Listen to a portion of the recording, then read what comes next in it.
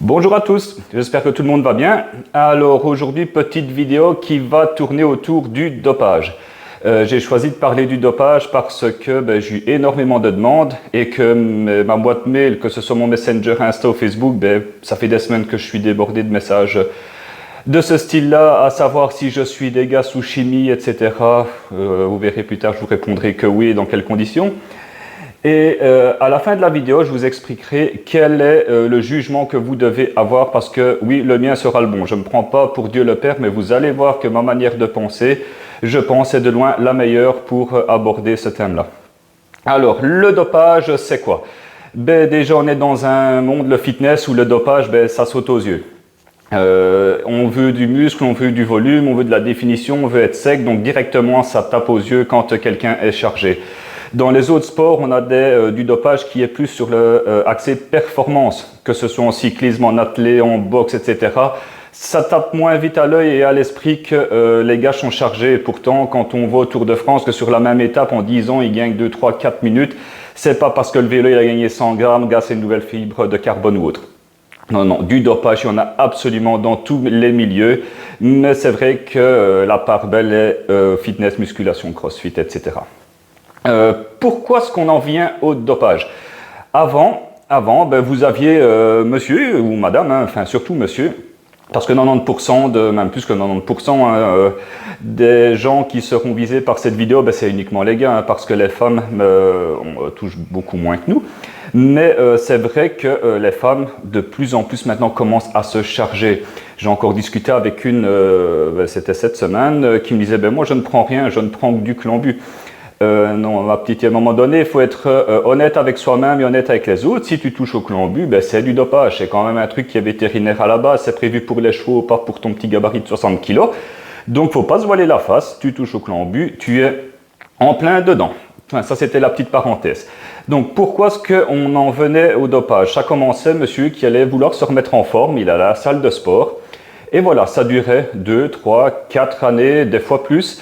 Il se faisait des programmes de sport, il se faisait des programmes de bouffe, il n'y avait pas internet, donc il se renseignait dans les livres, il achetait les médecines physiques, tous les livres qui sortaient tous les 15 jours en librairie, etc. Il se documentait, il faisait les choses vraiment de manière intelligente. Il avait son palier, il cherchait pourquoi il bloquait, il cherchait si c'était sa bouffe, son sommeil, sa récup. Il était malin.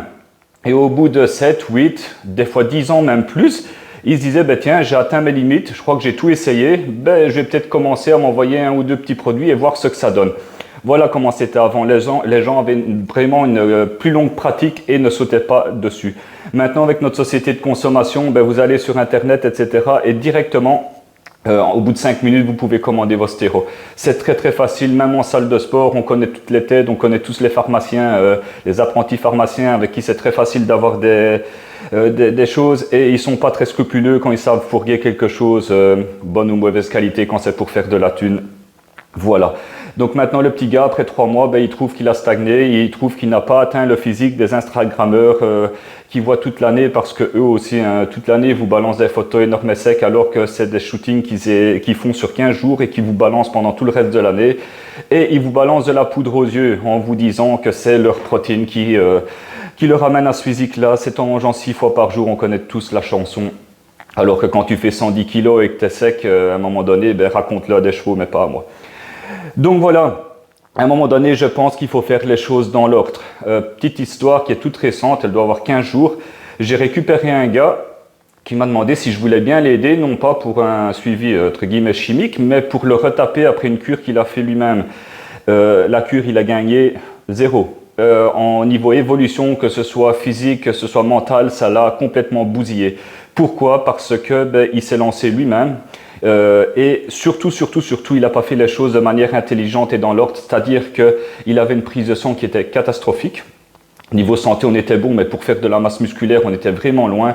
Il manquait de plein de neurotransmetteurs, il manquait de nutriments anaboliques comme le zinc, sa vitamine D, mais tout était dans les caves. Donc voilà, il aurait peut-être fallu, avant de penser au dopage, de se faire aider par quelqu'un. Et en ayant vu ça, il se serait dit, oui, j'en ai encore largement sous le pied. Donc voilà, ces plans d'entraînement, c'était n'importe quoi. Je l'ai suivi une fois en salle. Ces mouvements, il pensait qu'à mettre lourd. Ces mouvements, ils étaient peut-être à 30% dans l'objectivité et pas une goutte de trans. Donc je ne vais pas dire qu'il s'entraînait comme papy et mamie. Mais quand tu penses à vouloir te doper, il faut qu'avant ça, tes entraînements, tu te sois déchiré avant, il faut que ton t-shirt il soit cru, il faut que tu sois cassé quand tu sors de là. Et là, tu peux dire que tu as tout donné. Voilà, ça jouait sur un bon sommeil. Ben, lui travaillait de nuit, son sommeil n'était vraiment pas de qualité.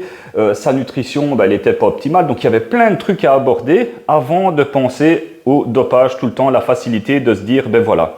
Parce que aussi, ben, on est en plein dans le cas, c'est pas parce que vous allez vous envoyer dans les fesses que vous allez exploser. Non, non. Si, un simple exemple, si vous avez un copain qui est assez con pour lui donner un protocole qui a marché sur lui et vous donner exactement le même, ben vous verrez que vous n'aurez pas les mêmes résultats. On a chacun nos corps différents, nos métabolismes, on a notre masse musculaire, on a nos fibres qui sont différentes, donc on ne va pas tous réagir au même produit. Et arrêtez de croire que c'est ça qui va faire le tout. Parce que, oui, on peut envoyer, forcément que vous allez évoluer, parce que, ben voilà, c'est le but du truc, mais sans une bonne hygiène alimentaire, sans une bonne diète, sans une bonne rigueur, sans un bon sommeil, sans des bons compléments, ça sert absolument à rien du tout. Maintenant, est-ce que moi, je gère des gens qui viennent me voir sous chimie? Oui, je peux les aider.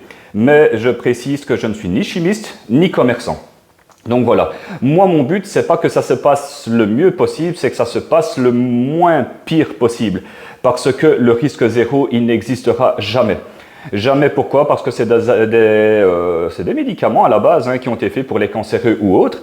Et pour vous prouver que ce n'est pas des aliments santé, vous ne trouverez jamais un médecin qui est bien dans sa tête qui va vous dire « oui, je te suis, tu peux envoyer et moi sur le côté, je te fais tes ordonnances ou bien je te suis tes prescriptions, tes prises de sang. » Jamais, jamais vous trouverez ça. Donc, moi j'essaie que ça se passe le moins mal possible. Pourquoi? Parce que avant de vous changer dans votre corps, ça va vous changer dans votre tête, que ce soit de l'agressivité, de la paranoïa, des troubles du sommeil et j'en passe. J'ai un ami... Il s'est fait une petite popote, il a mélangé 5 esters différents de testo, il était un grammage pas possible pour une première cure.